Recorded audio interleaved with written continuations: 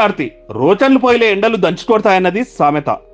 ఎప్పుడు లేని విధంగా ఈ కార్తీలోనే ఎండలు మాడు పోలవడతాయి. మే 25న ప్రారంభమయ్యే ఈ కార్తీ జూన్ 8 వరకు ఉండనుంది. ఈ కార్తీలో సూర్యభగవానుడు మన నడినెత్తి మీదకు వస్తాడంట. అంటే మాడు మధ్యవానికి వస్తాడు. అంతేకాకుండా చాలా ఉగ్రరూపంగా చెండ ప్రచండుగా మారిపోయి నిప్పులు తక్కుతాడట. అవి భూమిని తాకగానే భూమి మీద ఉన్న తేమ హరించుకపోతుంది, మొత్తం వేడిగా మారిపోతుంది. అంతేకాకుండా రాళ్లలో కూడా ఉండే కాస్త తేమ కూడా ఇంకిపోయి రోళ్లకు పదులు వస్తాయంటారు కొందరు. అందువల్ల ఈ కాలం రాగానే రోళ్లు పదులుతాయని అంటారు పెద్దలు. జ్యోతిష శాస్త్ర ప్రకారం కూడాను సూర్యుడు ఒక్కో నక్షత్రం నుండి మారుతాడు. అయితే సూర్య భగవానుడు రోహిణి నక్షత్రం వద్దకు రావడాన్ని రోహిణి కార్తె అంటారు. ఈ సమయంలో సూర్యుడు తన ప్రభావాన్ని చూపెడతాడు. అందుకే ఈ కార్తెలో ఎండలు విపరీతంగా మండుతాయని, అందుకు బదులుగా రోహిణి కాలంలో రోలు పోలుతాయని చెప్తారు.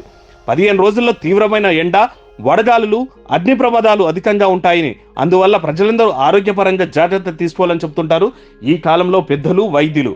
అయితే ఈసారి ఋతుపవనాలు ముందే తీరానికి తాకుతాయని చెప్తున్నారు వాతావరణ శాఖ సైంటిస్టులు. గత 4-5 రోజుల నుంచి వాతావరణంలోనూ మార్పులు కనిపిస్తున్నాయి.